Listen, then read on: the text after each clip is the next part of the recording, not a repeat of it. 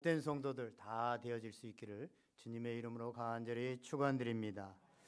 한국에서 굉장히 존경받는 한 목사님이 이제 목회를 다 끝까지 완주하고 원로 목사님이 되셨습니다.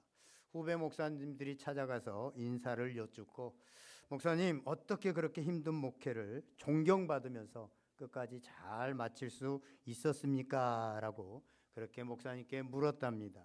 그랬더니 그 목사님이 이렇게 대답을 하더랍니다. 오늘 그만두나 다음 주에 그만두나 하다 보니까 여기까지 왔시오.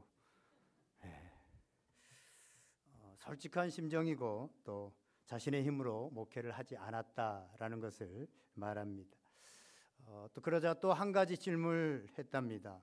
어떻게 하면 목회를 잘 할 수 있습니까? 라고 물었더니 이미 예수를 믿고 목회자가 된 목회자들한테, 이미 중진급이 된 그 목회자들한테 예수님 잘 믿으세요 라고 그렇게 대답했다고 합니다. 여러분, 옆 사람들한테 한번 이렇게 얘기합시다.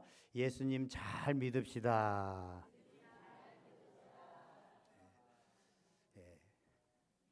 오늘 본문 1절에 보니까 이렇게 말씀하고 있습니다. 그 후에 예수께서 갈릴리에 다니시고 유대에서 다니려 아니하심은 유대인들이 죽이려 함일러라 라고 말씀합니다. 예수님께서 오병이어를 통해서 놀라운 기적을 베푸시고 그 오병이의 의미가 무엇인지 분명하게 말합니다. 자신의 살과 피를 먹고 마시지 않으면 영생을 얻을 수 없다라는 말씀을 하십니다. 그 이후에 예루살렘으로 가지 않고 계속 갈릴리에 머물러 계십니다. 그 머물러 계시는 이유를 1절에서는 유대인들이 죽이려 함이러라 라는 말씀을 하고 있습니다.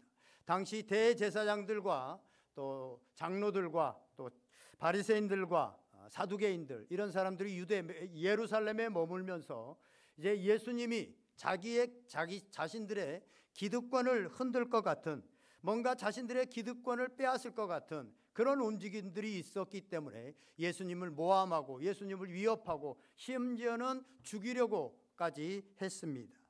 그래서 예수님은 공생애 내내 그런 오해를 받으시고 박해를 받으시고 핍박을 받으시고 죽음의 위협을 무릅썼습니다. 그렇다고 예수님께서 죽음이 두려워서 예루살렘에 가지 않는 것은 아닙니다. 6절을 보면 예수님께서 가지 않는 이유는 예수님의 때가 아직 이르지 아니하였다, 때가 이르지 아니하였다라고 말씀합니다.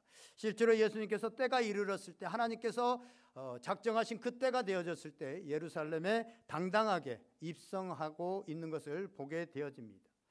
오늘 그런 상황 속에서 2절은 유대인의 명절인 초막절이 가까웠다라고 말씀하고 있습니다. 초막절, 유대인에게는요 3가지의 절기, 명절이 있었는데 그 3절기에는 반드시 성인 남자들은 다 예루살렘으로, 또 예루살렘 성전으로 가야만 했습니다.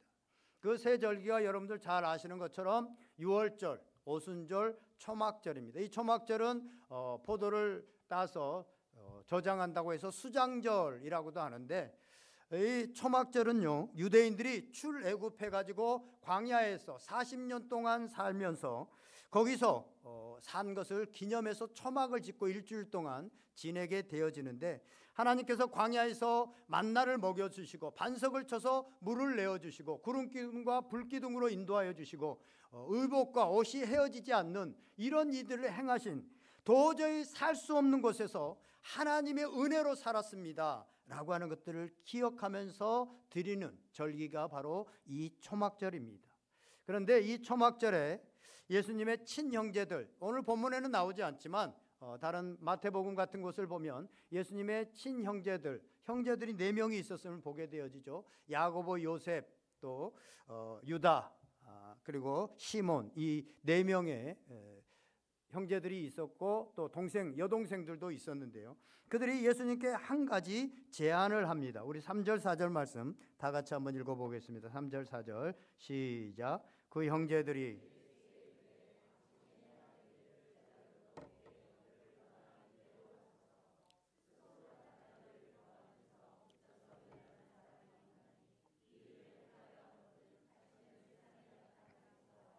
아멘. 자신을 세상에 나타내소서라고 말합니다.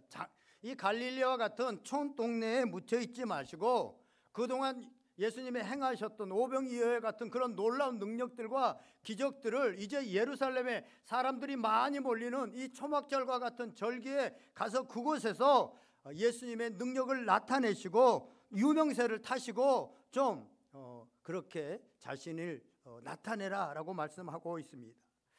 이처럼 묻혀서 일하는 것이 아니라 자신을 세상에 나타내고 유명해지려고 하는 것은 오늘날 세상의 모든 사람들, 일반적인 사람들이 추구하는 것입니다.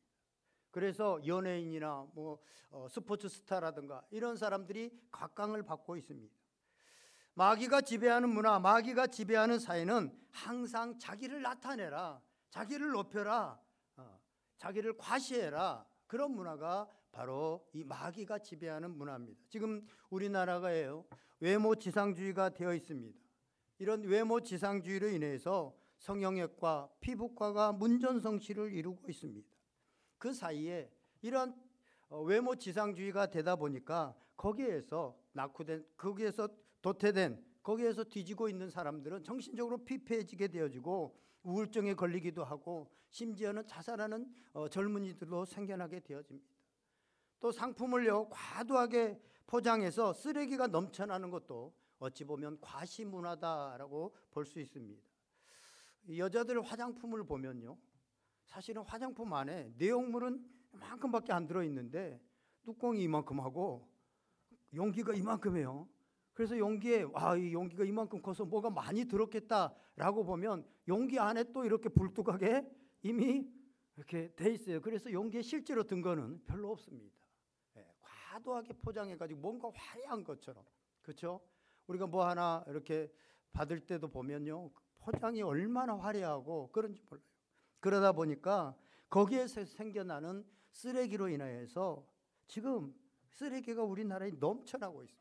1년에 거의 비봉산과 비슷한 그런 쓰레기산이 우리나라에 지금 하나씩 생겨나고 있습니다. 예전에는 그런 쓰레기들을요, 저 필리핀이나 중국과 같은 데로 이렇게 보냈지만 지금은 이제 거기서도 안 받는다고요. 그래서 지금 쓰레기들이 넘쳐나고 자연이 파괴되어지고 지구가 병들어가고 있습니다. 그냥 간단하게 포장을 하면 훨씬 줄어들 건데 이런 과시문화 때문에 지금 이런 보여주려고 하는 것 때문에 이런 일들이 일어나게 되어졌다는 것입니다. 또한 사람들에게는요, 이 보여주려고 하는 것 때문에 허세가 지배를 합니다. 비싼 차를, 크고 비싼 차를 별로 필요 없는데 타고 다니고 비싼 옷을 입고 명품 가방을 가지고 다니면서 허세를 부리려고 합니다. 예전에 제가 개척교회를 하고 있을 때 한 성도가 이렇게 와서 교회를 마치 등록할 것처럼 교회를 왔어요. 와서 이제 얘기를 나누는데 갑자기 가방을요, 이렇게 조그만 테이블에 양쪽으로 앉아서 있는데 가방을 가운데다 턱 놓더라고요. 아니, 차를 마시고 커피를 마셔야 되는데 왜 가방을 여기다 놓지? 저는 생각을 전혀 못했어요. 왜 가방을 밑에다 놔야지, 왜 대화하는데 요 앞에 걸리적거리게 이걸 놨지? 라고 했는데 나중에 봤더니 그게 고급 메이커래요. 구찌 이런 거 있잖아요. 하나에 수백만 원에서 수천만 원까지 가는, 그거 나 좀 이 정도 있는 사람입니다 라는 것을 보여주려고 그걸 앞에다 놨는데 나는요 그걸 전혀 메이커를 몰랐어요.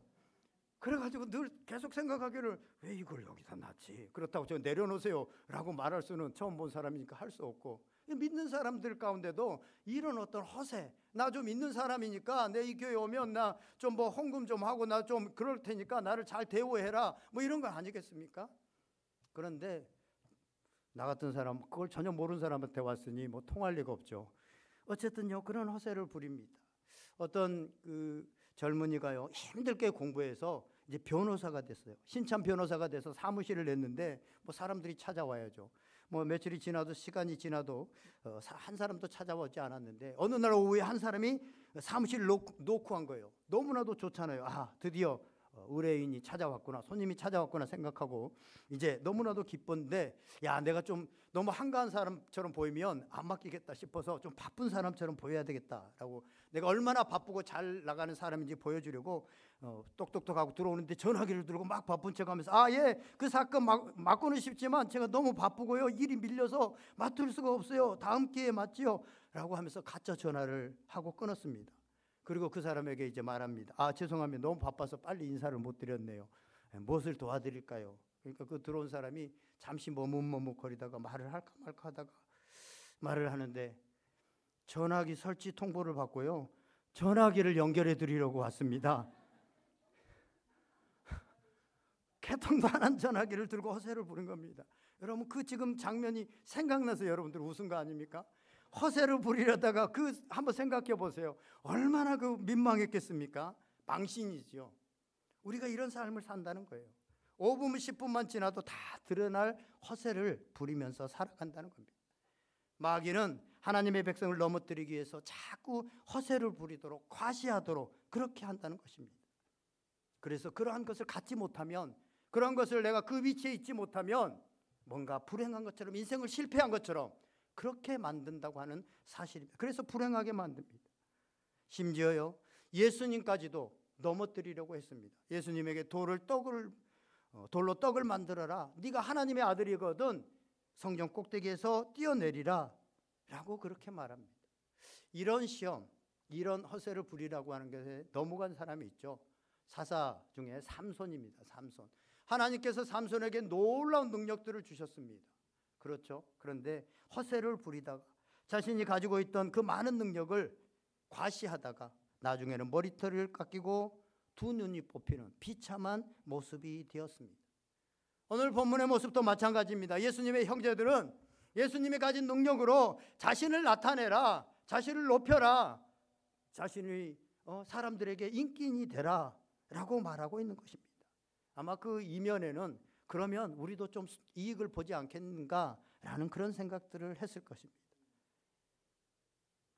그런데요, 교회 안에서도, 믿음 안에서도 이런 자신을 드러내려고 하는, 자꾸 자기를 드러내려고 하는 이런 사람들이 있습니다. 이런 사람들 때문에 교회가 어려움을 당하게 되어지고 힘들 때가 많이 있습니다. 자기가 조그만 무슨 봉사나 뭘 했으면 그것을 알아주지 않으면 자꾸 시험에 들고, 이런 사람들, 자꾸 자기가 드러나지 않으면 자꾸 힘들어하는 사람들. 여러분, 믿는다는 것이 뭡니까? 오늘 본문에서는 믿는다는 것은 자기를 드러내는 것이 아니라, 자기를 높이는 것이 아니라 결국은 하나님을 높이고 나는 죽고 예수 그리스도만 높아지는 것, 이것이 바로 믿음이라고 하는 사실입니다. 그런데 그동안 한국 교회가 조금만 잘 되어지면, 조금만 하면 교회들을 키우고 건물들을 화려하게 만들고 자기를 드러내려고 하고 자꾸 자기가 슈퍼스타가 되고 예수님은 어느 순간 사라져버리고, 목회자들에게도 그런 현상들이 일어났기 때문에 한국교회가 어려움을 당하고 있다고 하는 사실입니다.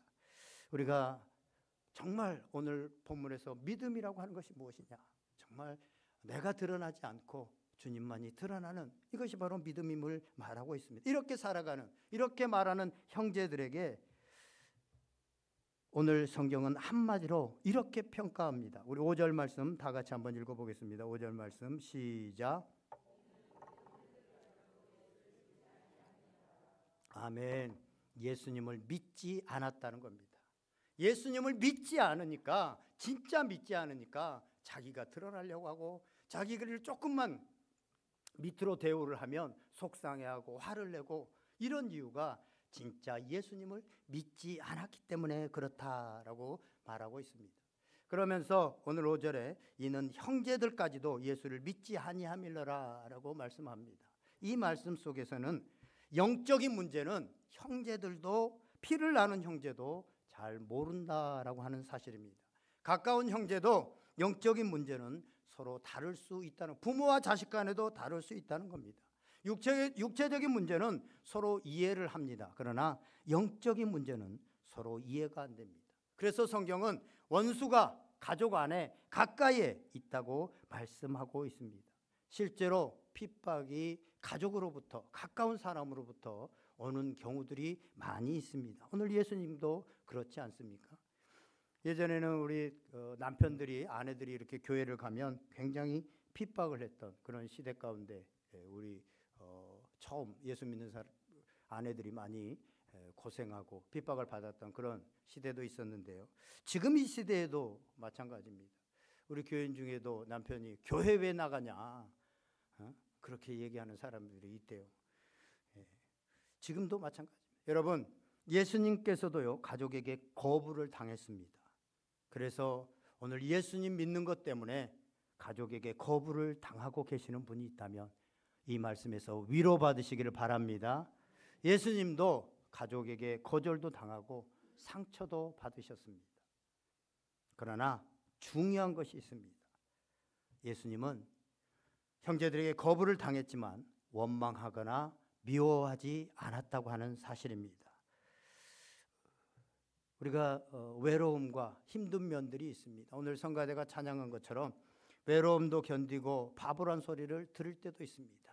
예수님 믿는데 그것이 가까운 사람에게서부터 올 때도 있습니다. 그러나 예수님은 그러한 상황 가운데서도 그 형제들을 원망하거나 미워하지 않았다고 하는 사실입니다. 히브리서 2장 18절에 보면 이런 말씀이 있습니다. 그가 시험을 받아 고난을 당하셨은즉 시험 받는 자를 능히 도우실 수 있느니라. 아멘. 예수님께서 시험을 받으시고 고난을 당하셨기 때문에 시험 당하는 자, 고난 당한 자를 능히 도우실 수 있다고 하는 사실입니다. 예수님께서 마구간에서 태어났기 때문에 아주 비참하게 태어난, 비천하게 태어난 사람들을 이해할 수 있다는 사실입니다. 예수님께서 십자가에서 억울하게 십자가의 고통을 당하고 못 박혀 죽으셨기 때문에 누구보다 억울한 사람들을 잘 이해할 수 있다고 하는 사실입니다. 베드로전서 2장 21절을 보면 이런 말씀이 있습니다. 그리스도도 너희를 위하여 고난을 받으사 너희에게 본을 끼쳐 그 자취를 따라오게 하려 하셨느니라. 아멘. 내가 암에 걸려보니 암 환자를 온전히 이해할 수 있고, 내가 취업을 못하고 결혼을 못하니 결혼을 못하고 취업을 못해서 어려움을 겪고 있는 사람들을 온전히 이해할 수 있게 되어지고, 내가 가난하게 살다 보니 가난한 사람들을 이해하게 되었다는 것입니다. 아픔이, 나의 아픔이 결국 사명이 될 수 있다고 하는 사실입니다. 제가 작년에 우리 목회자 모임에서 말씀을 전할 기회가 있어서 말씀을 전하는데, 제가 말씀을 전하는 가운데 어려서 못 먹고 못 산 얘기, 교회를 섬기다가 지붕에서 떨어진 얘기, 그래서 죽을 뻔한 얘기, 몸이 아파서 이곳저곳을 수술한 얘기, 또 뭐 자녀 때문에 힘들었던 얘기들, 이런 말씀들을 나누는데요, 사모님들이 눈물을 흘리면서 그 말씀을 듣고 나중에 은혜 받았다고 그렇게 하는 분들이 많았습니다. 또 중부신학교에서 비슷한 말씀을 드렸는데요, 평소에 제가 수업을 할 때는 뭐 학생들이 그냥 졸기도 하고 아주 성경의 진리를 말하는데도 나 나름대로는 굉장히 놀라운 걸 말하는데도 별로 시큰둥하게 듣는 그런 학생들, 성도들이 있어요. 그런데 그 밤에 제가 이 비슷한 말씀을 드렸습니다. 그랬더니 늦은 밤에 끝나고 나서 막 문자가 와가지고 목사님 말씀에 위로를 많이 받았습니다. 힘을 얻었습니다. 은혜를 받았습니다. 뭐 이러면서 장문의 문자가 왔더라고요. 고난이 사명이 될 수 있습니다. 사랑하는 여러분, 여러분에게 닥치는 환난과 고난을 불평하지 마시고 원망하지 마시고 사명으로 연결시킬 수 있기를 바랍니다. 아픔과 고난을 겪으면서 우리는 이렇게 생각해요. 야, 이제 내 사역의 폭이 넓어졌구나. 내 사역의 폭이 이제 더 넓어지겠구나. 내가 위로자가 될 수 있겠구나 하는 생각을 하시기 바랍니다. 말로만 하면 힘이 없는데 내가 그러한 삶을 살아봤기 때문에, 그러한 고난을 겪어봤기 때문에 그 말에 힘이 있게 되어지고 그 말에는 피가 있습니다. 그래서 피로써 증거할 수 있는 증거자가 되어진다고 하는 사실입니다. 사랑하는 여러분, 아픔까지도 사명으로 연결할 수 있는 주의 제자들이 다 될 수 있기를 주님의 이름으로 간절히 축원드립니다. 이제 예수님의 형제들이 예수 형님, 여기서 그렇게 궁상 떨지 말고 예루살렘으로 올라가세요. 올라가서 예수님을 나타내세요. 라고 그렇게 말하자 예수님께서 두 가지 대답을 하십니다. 6절 말씀 우리 다 같이 한번 읽어보겠습니다. 6절 시작. 예수께서 이르시되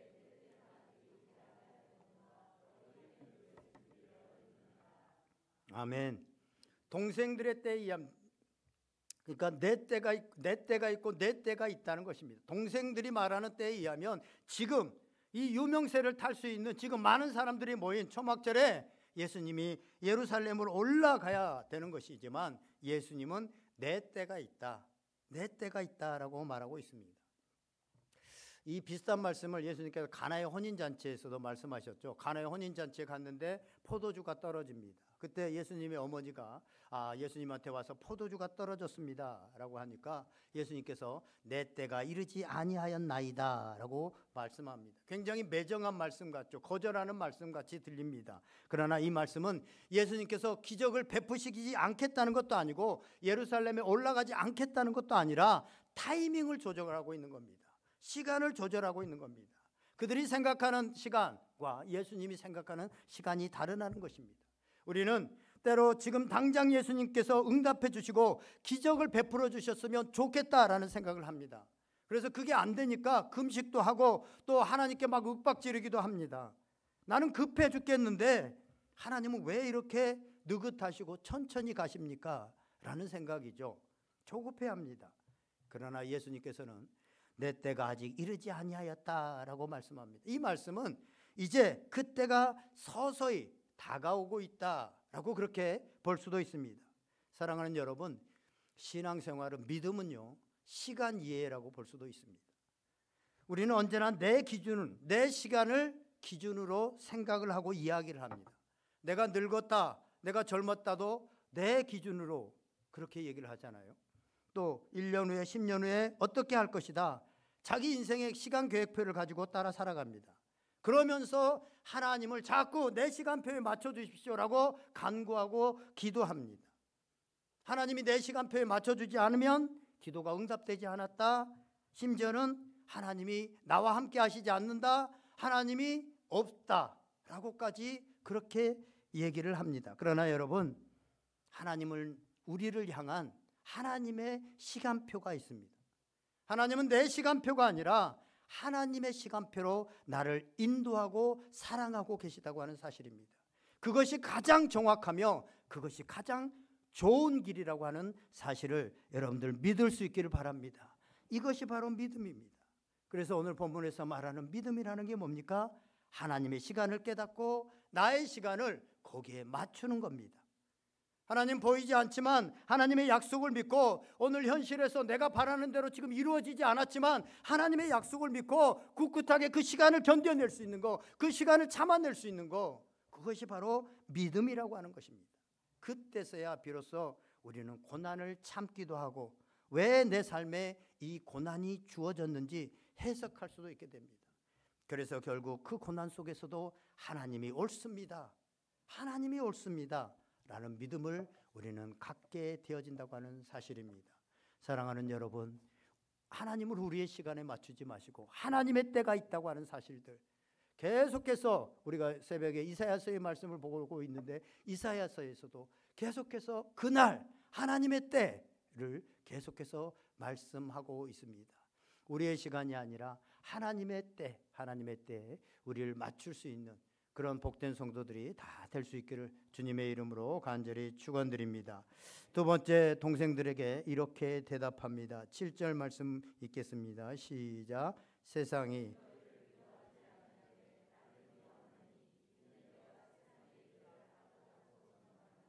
아멘. 똑같은 엄마 마리아에서 난 한 형제들인데 너희는 안 미워하는데 나는 사람들이 미워한다.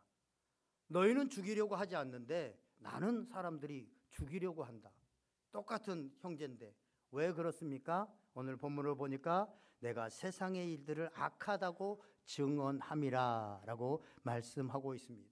예수님이 하나님의 말씀을 따라서 세상을 향하여서 너희들이 악하다, 세상이 너희들이 죄악 가운데 있다, 또 종교 지도자들을 향하여서 너희들이 위선자다라는 것들을 지적했기 때문입니다. 그러자 그들이 예수님을 미워하고 죽이려고 했습니다. 실제로 기독교가 다른 어떤 종교보다도 탄압을 받고 세상에서 어려움을 당하고 순교를 당하고 말살되려고 하는 그런 위기 가운데 많이 몰렸습니다. 그 이유가 뭡니까? 하나님의 말씀을 전하고 죄악을 말했기 때문에, 지적했기 때문에 그렇습니다. 세상 사람들처럼 그냥 더불어서 살아가면, 그냥 죄악 가운데 같이 묻혀서 살아가면 미움을 받을 일이 없습니다. 예수님의 형제들은 미움을 받지 않았잖아요. 그런데 예수님만 미움을 받았습니다. 왜요? 하나님의 말씀을 전하고 하나님의 말씀대로 살아갔기 때문에 그렇습니다. 다음 주가 종교개혁주일인데 10월 27일 다음 주에 우리 교계 기독교에서 광화문에 200만 정도가 모여서 연합 예배를 드리자라는 것이 결의되어져서 지금 큰 교회를 중심으로 해서 추진되고 있습니다. 왜 모이는가? 이거는 정치적인 모임이 되어져서는 안 되고요. 포괄적 차별금지법이라고 하는 이름 아래 동성애와 같은 이러한 법이 통과되려고 하고, 이 법이 통과되면 어려서부터 동성애가 정상적인 것이고 성전환도 정상적이고 괜찮고 좋은 일이라고 아무것도 모르는 3살, 4살 아이들에게 가르쳐야 됩니다. 애가 태어났는데 남자가 태어났는지 여자가 태어났는지 간호사나 의사가 말을 못합니다.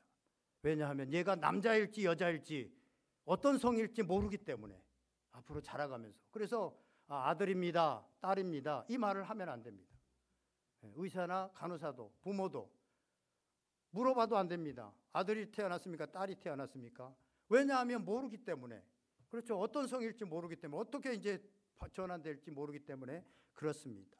아무것도 모르는 9살, 10살짜들에게 성전환을 해도 괜찮다고, 성전환을 하라고 부모들이 그것을 막지를 못합니다. 한다고 하면 9살, 10살짜리가 무슨 의식이 있고 뭐 어떤 게 있겠습니까? 그냥 뭐 보는 거 친구 따라서 나 전환할래 라고 하면 부모가 막지를 못합니다. 만약에 부모가 그것을 막는다든가 그런 교육을 시키게 되어지면 국가 공무원직에 나가지 못합니다. 선생님이 되지 못하고 의사나 간호원들도 되지 못하고 그렇습니다. 그런 피해를 입게 만듭니다. 이러한 일들이요, 지금 세계 이 법이 통과된 나라들에게 벌써 시행되어지고 이런 일들이 일어나고 있습니다. 영국 같은 나라들에도 이런 일들이 일어나게 되어집니다. 국가가 자기들의 어떤 사상과 이데올로기로 부모가 자녀들을 교육할 권리, 성경은 철저하게 부모가 자녀를 교육해야 됩니다. 그런데 나라가 부모 교육을 하겠다는 거예요. 부모들은 너희는 뒷전으로 가라. 나라가 결정한 법에 의해서 자녀들을 교육하겠다는 겁니다. 특별히 성경적으로 교육하면 더더욱 안 되는 것이죠. 이러한 일 뒤에는 지금 이 세계를 흔들고 있는, 이 세상에 종말로 가게 하는 창조의 질서를 무너뜨리고 가정을 무너뜨리려고 하는 마귀의 계계가 분명히 숨어 있습니다. 그래서 우리가 이것을 말하고 우리나라가 이렇게 되었습니다 라고 회개하자는 거예요. 이스라엘 백성들이 범죄함으로 죄악 가운데 나아갔을 때 사무엘이 미스바에 모여서 우리가 죄를 지었습니다, 우리가 이 죄인들입니다, 우리 때문입니다 라고 회개운동을 펼쳤던 것처럼, 여호수아가 이스라엘 백성들이 다 다른 신들을 섬길 때 세겜에 모여가지고 외쳤던 거, 모였던 것처럼. 그래서요, 저는 이번에 모임이요, 정말로 정치적인 모임이 돼서는 안 됩니다. 힘 대 힘도 우리 기독교인이 이만큼 됩니다 라고 힘을 보여줘서는 안 됩니다. 절대로 기독교는 힘을 보여주는 것이 아닙니다. 기독교 역사 속에서 기독교가 힘을 보여줌으로 인해서 예수님은 철저히 앞에서 보았던 것처럼 외면당하고 외로워지고 맞고 그들의 비난을 받고 죽음을 당하는 이런 겁니다. 그때 능력이 나타났어요, 오히려. 그래서 절대적으로 우리가 이 정도 200만이 모이는 한국에 이 정도로 국민들이, 기독교인들이 힘이 있습니다. 이걸 보여주면 절대 아니에요. 그러면 무조건 실패입니다. 가서 해야 되는 건 뭐예요? 회개입니다. 절대로 그런 건 무조건 엎드려야 됩니다. 그리고 우리 때문입니다, 우리가 잘못했습니다 라고 할 때 하나님께서 긍휼을 베풀어 주실 것입니다. 우리가 함께 다 동참하지 못하지만 혹시 그런 마음들이 있는 분들은 가셔도 됩니다. 우리는 좀 시간도 멀고 오전 예배 드리고 시간을 맞춰서 가기도 좀 힘들고 해서 뭐 단체적으로 가지는 않지만 우리도 같은 마음으로 이곳에서라도 이렇게 기도할 수 있었으면 좋겠습니다. 뭡니까? 우리가 하나님의 창조의 질서의 법은 이런 겁니다 라고 아무도 외치지 않지만 우리 그리스도인들은 그것을 외쳐야 된다는 겁니다. 외쳐야 돼요. 그렇다고 힘 대 힘으로 부딪히지 않고, 그렇다고 하면 반드시 핍박이 옵니다. 예수님이 그랬던 것처럼 어려움들이 옵니다. 그랬을 때 우리는 앞으로요, 그 법이 어떻게 될지 모릅니다. 그러나 더 큰 것, 앞으로 세상은요 이미 성경에서 다 예언되어 있잖아요. 더 큰 것들이 옵니다. 더 많은 핍박들이 옵니다. 더 많은 어려움들이 옵니다. 그래서 마지막 때에 믿음이 있는 자를 볼 수 있겠느냐라고 말하는 겁니다. 이미 우리는요, 이러한 시대의 정실에 많이 함몰되어 있습니다.